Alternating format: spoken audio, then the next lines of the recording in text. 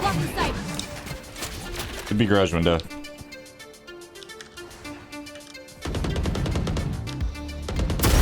One down.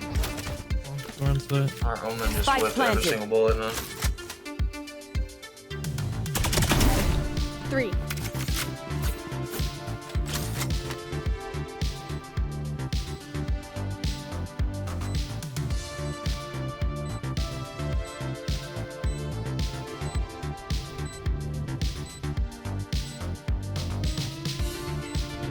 One enemy remaining.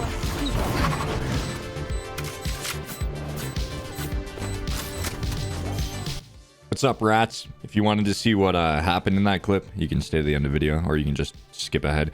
Doesn't really matter. It was pretty epic, though. Pretty epic gaming moment. But today's video is how to consistently carry every game in Valorant and how to rank up consistently. Now, the first thing I want to say with this video is solo carrying in specific, isn't always top fragging. You can easily carry by just giving your team good information and actually working with your team, finding solutions while the game goes on, and directing your team to do certain things, whether that be designated hits, defaulting, etc. Calling, in my opinion, can be a lot more important than top fragging, because you can get a lot of kills in a round, but if your team isn't coordinated or isn't playing together in the slightest, then you're going to struggle a lot when it actually comes down to it. So we're going to just start off by saying that. And now we will get into the video. So try your very best, at the least, to direct your team to have somewhat of a good composition, right? Find something you guys are lacking. Heals aren't necessary. I see a lot of people saying heals are necessary. That's stupid. Stop. Doesn't really matter all that much, right?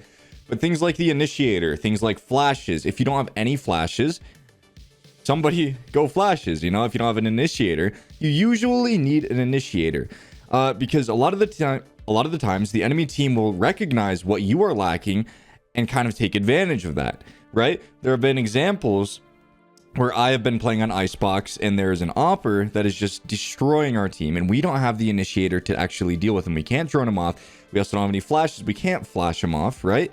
This has happened. This is like a real game that happened recently where our team was definitely better aim-wise, but the op would just shut us down and we had almost no way to deal with it. The only way to deal with it was to hopefully get lucky and win the fight against the op, or to double swing it, and even then it usually doesn't work out that well. Another example would be Fracture, where if you don't have a chamber to shut down both flanks, then you're gonna have to worry and dedicate yourselves to watching the flanks the entire time, thus spreading you guys thin on T side, which is not something you want to do at all. You're basically forced to play a default every single time. It's a horrible thing to do. It really almost never works out. Recognize what you guys are lacking in and try and actually fill the void for those specific areas, whether that be you yourself locking a sky if you don't have flashes, or you yourself locking chamber if you don't have any type of sentinel to shut down flanks. Now I will say, there are rare one-off games where, you know, it's like 3 duelists, no smoke. You know, you have like a chamber and 4 duelists or something, and you guys just win because you just steamroll the enemy team. You know, that's going to happen occasionally, but that's on occasion. And we're mainly talking about the majority of games. You kind of need to have these things, because if you play against competent teams and whatnot, you're going to need to have all of these different types of utility to actually deal with certain things that the enemy team is doing to you guys. So yes, there is going to be the one-off game where 4 duelists, 1 chamber, etc. works, but it doesn't happen very often. Team comps do actually matter. All right, what's up? What's up? We're here. Microsoft Paint, a staple of the channel. And we're going to talk about split, and we're going to talk about recognizing mistakes on defense and on attack. Because if you're not recognizing these mistakes, it's going to force you basically to lose momentum possibly. So just be aware of the mistakes your team is making and what the enemy team is doing at all times. This will make you a better player. This will help you recognize different scenarios in the game, because it keep coming across more and more as you play, right? Like if they're constantly taking mid from you guys and you guys are defending, you can figure out, maybe I need to play aggressive here, right? So just recognizing mistakes is huge. And we're going to go through one basic mistake on attack and one basic mistake on defense. So the first one we're going to do is we're going to go over defense and one of the biggest mistakes that is made typically on this map specifically. So the biggest mistake that I generally see on split is failure to fight for mid control, right? So let's say that the default you guys are running is something like this, okay? You have your 3 players here, and then you have your A anchor and your B anchor. Generally, what's going to happen is the enemy team is going to have little resistance coming up here. They're going to run straight up. They're going to wall this off, and then they're going to have male control right away. And the only thing you guys really have to stop them is util. And util, yes, is very important, but if the team knows how to properly play against it, then they're going to shut you guys down very, very quick. So just be aware that once they have this male control and you guys have given it to them and you've used your util, this now becomes very dangerous up here, because a lot of the times what you'll see happening is you guys will fall back like this, one towards rafters and one towards stairs. Tell me if this looks familiar, right? And then one player is going to be rotating through spawn once they have male control and they're actively fighting for tower, and you guys have no util left because you burned it all trying to stop them from getting into heaven. You just chucked it all in male, right? Without really fighting. Okay, they're going to have 2 of the easiest picks of their lives coming out here. These picks are easy, right? And when I say easy, like I mean easy, like walk in the park easy. And the reason I say that is because all they really have to do is double swing this angle and have one person post up here while like 3 more players come out here, and you have a person sitting B main. 3 more players will come out here and they will instantly deal with this rafters player, or they'll just flood site and then rafters is dealt with. Even if the back site player and the rafters player are like trying their best to crossfire and fight off each other, it's such a hard position to be in. And literally all the resource that has to be left in heaven is just this one player sitting here making sure they don't walk out on your team as they push B site, flood it, and take it for free.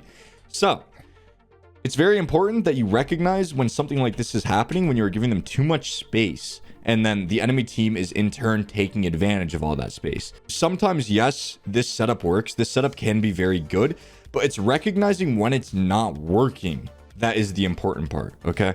So when this isn't working, what you have to do is play more aggressive or use your wall here. Like we're just under the assumption that there's a sage. What you can do is you can wall up here and then kind of fight behind this wall like this, right? Like you guys can fight like this. And all this wall is really doing is saying, hey, you guys are breaking this wall and running through right away with no resistance. So we're going to move it up here so you guys actually have to sit here and fight us. Okay, that's all this wall is really doing, and you guys have a bit better of control until this wall actually breaks, or until they break it, because Sage can easily, very, very easily sit on top of this wall and kind of swing when they start shooting it, or like shoulder it to get them to stop shooting it, etc. They're going to be really afraid of this wall here. This wall like instills fear, I promise you. So that's one thing you could do, and just have the vent player play kind of passive, right?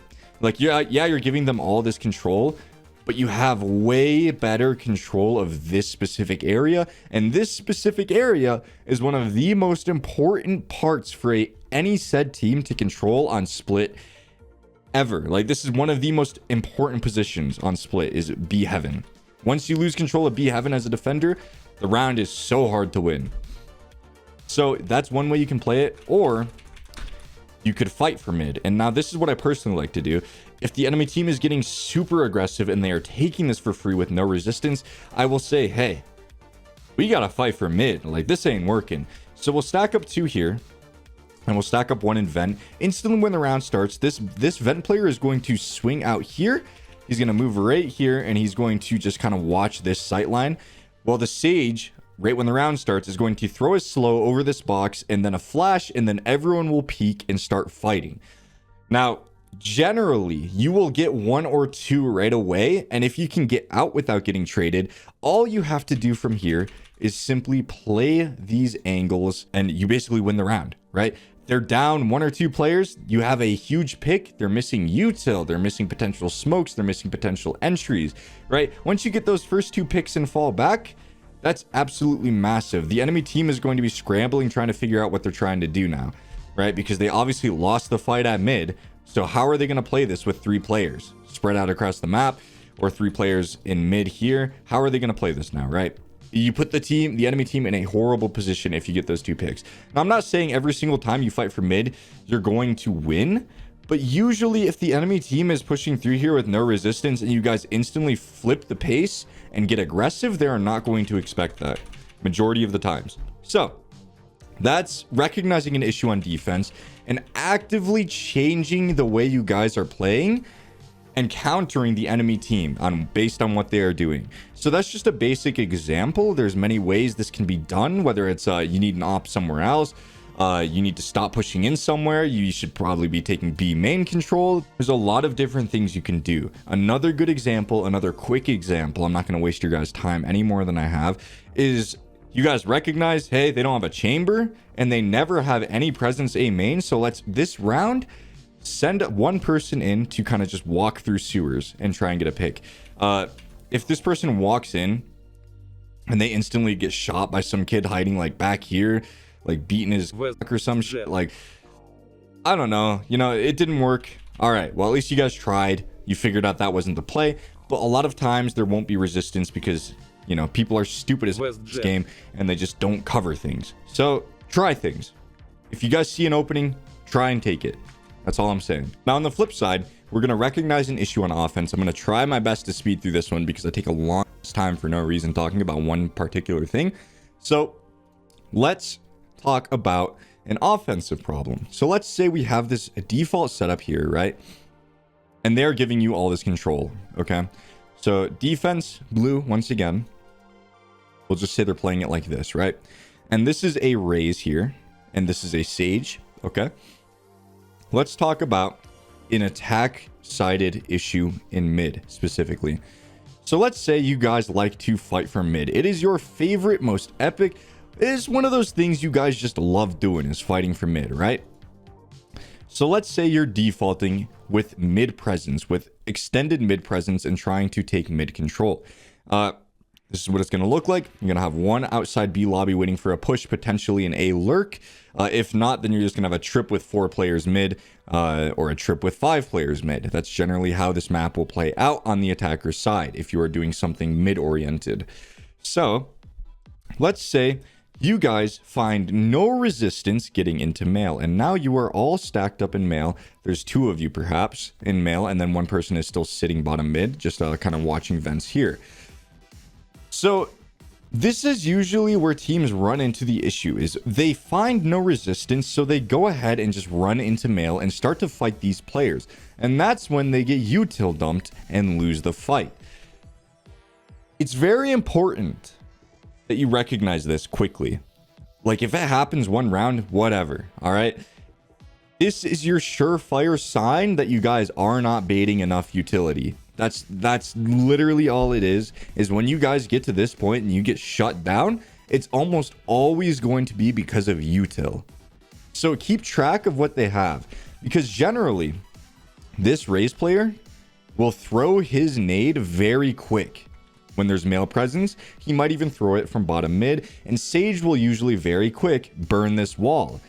Usually when Sage recognizes that you guys are just baiting util, he will probably burn a wall up here, thus giving you guys more male control, but less potential to actually take control of heaven, right? So usually the best thing to do in this scenario specifically is to recognize that you guys are not burning enough util, and you want to start baiting util. Okay, so how you do this is you just put extended presence here, and you just spam things like this. You spam this smoke, you spam, maybe someone gets up to this box here while these players are crept up as well, and they're kind of watching this angle, and then this person's spamming into here. This is what you want to do if they don't util dump right away. All right, if you guys need to burn util, this is like a perfect setup for burning util. You just have to be worried that this person up here doesn't swing and kill the player playing out these boxes, because that happens pretty often. So this person at this boxes will generally shoulder, and then Raze will eventually pop his nade after so long. If Raze isn't popping his nade still, what you could do is have somebody get up into mid-mail while 2 players sit like at these boxes, or 1 player sits at this boxes and waits for this guy to swing, while this person is having male control, waiting for like a Raze nade to come out or a slow to come out. And then you guys have, in a perfect world, at the end of this util bait, you guys should have the wall out, 2 Sage slows out, and a Raze nade and boom bot out. That's usually how much util will be dumped here in the first minute of baiting util. And then from there, you guys are like, all right, this is the util we have out. There's no picks from either side. We still have all of this util left. Where do we want to go? The only real util the enemy team is going to have is some flashes and maybe like some chamber trips, right? At the end of this util dump session. So after that point, decide what you guys want to do, whether it be just cutting noise here and then exploding up here because they won't have any util to really stop you guys, or just straight up hitting it, or just leaving and going towards B main or towards A main and leaving a lurker around here. That's generally how it's going to play out once you guys have their util out. So this is how important recognizing an issue on offense is. This is a very basic issue, which is just they have way too much util. At the end, or when you guys decide to take a hit, they have too much util. A good example of this is when you guys are going for a hit. Like, let's say, okay, yeah, we're not winning anywhere else. Let's try an A hit. So you guys stack up 5 people here, right? And then you guys try and sprint through, and a molly and an omen flash is thrown like directly through all 5 of you. And then you guys are shut down. The enemy team's already rotating off, right? So it's just, baiting util is really important. And this is an issue I see a lot where people don't bait util. They don't actually play a static default at all or a moving default at all. And they kind of just let themselves get taken out by util, or they just let util shut a push down and then they've wasted an entire minute of the game. So baiting util is important. Recognizing issues on defense and offense is very important. Do what you will with that info that I just laid out. One big thing is to not be afraid to entry for your team. A lot of the times you'll have a duelist. Like, let's say you're not a duelist player, okay? And you still want to carry. Sometimes it's best that you just take initiative because your duelists aren't doing it and you just push for them, okay? Because a lot of the times you'll run into those duelists that just won't entry frag. Or you'll run into the duelist that's way too aggro. But we're talking about when a duelist isn't aggro enough and they aren't pushing out first onto the site for you. Yes, you have util that may be important, but getting onto the site generally is going to be more important than your util. So if the enemy team, so if your team and your duelists are not taking initiative, entry for them. And if you are a duelist player solo queuing and you want to climb, learn how to entry properly. I'll leave a link on how to entry frag in the description. But for the most part, all you got to do, run in, clear your angles for your team, try and get a pick. And if you don't get a pick, at least your team should be with you to get the trade, right? Don't be afraid to entry for your team. This is very important. A lot of the times, your team just won't entry, so you got to do it. So, and finally, the last thing is Valorant is a mental game as much as it is an aiming and positioning and teamwork game. Mental is massive. When I played CSGO when I was like 15, I got to global when I was 15, right? And the way I did that is shot calling for the team and supporting my team's mental. I was basically making sure it didn't dip too low the entire time. Like, you know, you don't want to have your team's mental in shambles after 3 or 4 rounds. And I've noticed that this game is one of the worst games for teammates' mentals. I have never seen a game like this where teammates' mentals deteriorate so quickly. It's so important that you recognize when your team's mental is going downhill and you motivate your team to try new things. You motivate your team that it's still a winnable game, and you motivate your team to get some potential momentum by switching things up. There have been so many games I've played where nobody is talking for the first 4 rounds. We can't figure anything out. We lose the first 4 or 5 rounds, and then somebody, whether it's me or like my duo or somebody else, just says, all right, what do you guys want to do? And just saying that instantly boosts the team's mental. You know, it gets people talking. You guys usually try and resolve the issue, or you try different things. You try and get your momentum, right? Mental is important. If you guys don't have the mental, you can still win, but it's going to be a lot harder. So try and keep your team's mental at an all-time high the entire time you're playing. I know it is really exhausting. Trust me. Like, I'm sure there are other players that focus on the team's mental a lot. I know there are. I've run into players that just love boosting morale. And it gets exhausting after a while, right? It really does. Because you're just worried about, all right, when's this ticking time bomb on my team going to explode and tilt off the face of the planet, right? Just know, yes, it is exhausting, but it is very worth it. Valorant is such a mental game, and if your team does not have the mental, your chances of winning go down so quick and so drastically. So monitor your team's mental and try and be as motivating as you can to get some rounds on the board, to figure out what the issue is and to counteract the issue, and to actively play as a team. You know, try hitting something as a team, try fighting for an area of the map as a team, etc. Right? Mental is huge. That is like one of the biggest tips I can give out, is support the mental, realize when the mental is going down, and try and fix it. You're not always going to be able to. There will on occasion be that one player whose mental is just unfixable. He's got everyone muted. He's just running it down. It happens. But generally, if you have normal human beings on the team that aren't just brain dead individual activity, right?